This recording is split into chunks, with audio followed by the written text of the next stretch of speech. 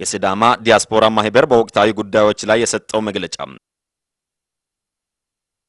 የሲዳማ ብሔር የራሱ የሆነ ባህላዊ አስተዳደር በኃይል ከተጨፈለቀበት ጊዜ አንስቶ እስከ ህዳር 10 2012 ዓ.ም ህዝበ ውሳኔ ድረስ ባልተደራጀና በተደራጀ መልኩ ሰፊ ትግል ሲያካሄድ መቆየቱ ይታወሳል። በትግሉ ወቅት ይህ ነው ለማለት የገዘፈ መስዋዕትነት መክፈሉና እየከፈለ መሆኑ ግልጽ ነው። የሲዳማ አዲሱ ትውልድ እጀቶ በሚል በቀደምት አባቶች ስም በቅርቡ በተደራጀ መልኩ ህዝቡን ለሰላማዊ ትግል በማንቀሳቀስ ጎልቶ የወጣው የህዝብ ጥያቄ ህገ መንግስታዊ ሂደት ተከትሎ እንዲያልቅ ከፍተኛ አስተዋጽኦ አድርጓል። የዞኑ መስተዳደር ምክር ቤት የህዝቡን ጥያቄ በማዳመጥ የሲዳማ ብሔር በክልልነት እንዲደራጅ በሙሉ ድምጽ ውሳኔ በማስተላለፍ ለክልሉ ምክር ቤት አቅርቦ ይሁንታ አግኝቶ ከብዙ ትግል በኋላ በኢትዮጵያ በአይነቱ የመጀመሪያ የሆነ ህዝበ ውሳኔ በማድረግ ሰላማዊ ፍትሃዊና ዲሞክራሲያዊ በሆነ መልኩ አጠናቋል።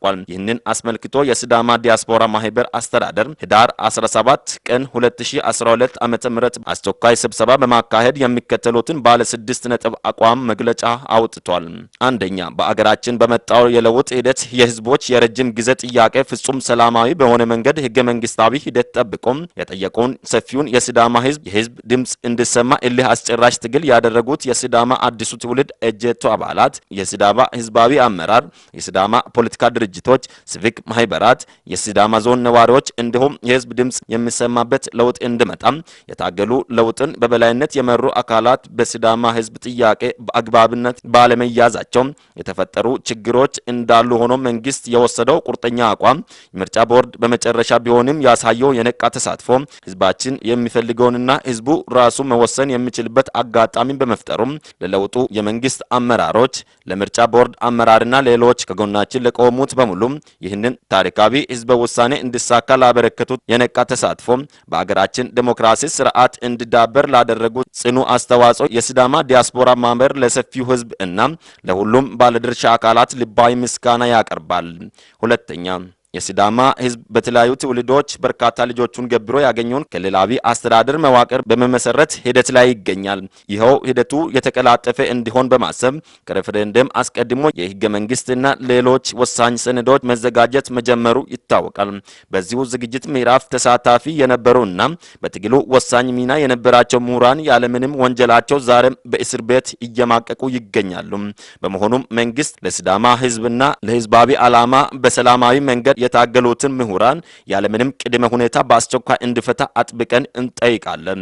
ሶስተኛ፣ ህዝባችን በከፍተኛ መንግስታዊ ጫና በወታደራዊ ኮማንድ ፖስት ስር እንዲሁም በርካታ ከህዝብ ፍላጎት የወገኑ መሪዎች ከሚሰሩበት ከስራ ኃላፊነት ተወግደው በተካሄደው የህዝብ ውሳኔ ድምጽ ህዝቡ በእልህና በቁጭት ከምርጫ ቦርድ ዝግጅት በላይ በሆነ ተነሳሽነት ወጥቶ በክልሉ ለመደራጀት መወሰኑ ይታወቃል። ይህንን ተከትሎ ክልሉን ለማደራጀት የሚዘጋጅ ህገ መንግስት እንዲሁም ሌሎች ህጎችና ተቋማት ማደራጀት ሰነዶች ላይ በድጋፍ ስም በሰነዶች ውስጥ ለማስገባት እየተሞከሩ የሚገኙ የፖለቲካ ፍላጎቶችን በጽኑ እየተቃወምን ይህንን የሚያደርግ የፌደራል አካላት ከድርጊታቸው እንዲታቀቡ እንጠይቃለን። ጣልቃ ገብነቱ የሚቀጥል ከሆነ ጉዳዩን ማህበሩ አጽንኦት ሰጥቶ የሚከታተል መሆኑን ልንገልጽላችሁ እንወዳለን። አራተኛ፣ የሲዳማ ህዝብ ራሱን በራሱ የማስተዳደር ውሳኔ በአስተዳደር ወሰኑ የሚገኙ ኢትዮጵያውያን በእኩልነት የሚኖሩበትና የሚተዳደሩበት እንዲሆን ማህበሩ ጠንክሮ ይሰራል። አምስተኛ፣ በቅድሞ የሲዳማ ዞን በሐዋሳ ከተማ አስተዳደር እንዲሁም በወታደራዊ ኮማንድ ፖስቱ የስራ ኃላፊዎች አማካኝነት የአካባቢው ሰላም ወደ ነበረበት ፍጹም ሰላማዊ ሁኔታ የተመለሰ መሆኑን በተደጋጋሚ ሲገለጽ ቆይቷል። እንዲሁም በህዝብ ውሳኔው ዕለት 2.3 ሚሊዮን አካባቢ ህዝብ ድምጹን ሰጥቶ በሰላም ወደ ሜቱ መመለሱን የዓለም አቀፍ ማህበረሰቡ ጭምር የተከታተለበት ጉዳይ ነው። ይህም ሆኖ ዛሬም አካባቢው በወታደር አስተዳደር ስር ይገኛል።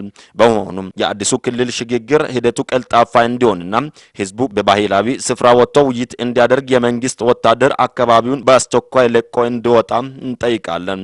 ስድስተኛ፣ የሲዳማ ህዝብ በክልል በመደራጀት ሂደት ላይ መሆኑ ይታወቃል። ህዝቡ ራሱን በራሱ ለማስተዳደር በወሰነበት አስተዳደር እርከን በክልሉ ቀጣይ አቅጣጫ ላይ ያለ ህዝብ ተሳትፎ የሚወሰን ማናቸው አይነት ውሳኔ አይኖረውም። በመሆኑም በዞኑ ደረጃ ሆነ በየደረጃ ያላችሁ የህዝብ ወኪሎች በመደራጀት ላይ የሚገኘውን አዲሱን የሲዳማን ክልል በማንኛውም በፖለቲካ ግዴታ ውስጥ የሚከቱ አንዳች ውሳኔ መወሰን ህዝቡን መካድ እንደሆነ በመረዳት ሽግግሩ ላይ ትኩረት ያደረገ ስራዎች ላይ እንድትተጉ ጥሪ እናቀርባለን። የሲዳማ ዲያስፖራ ማህበር ህዳር 17 2012 ዓ.ም ከመላው ዓለም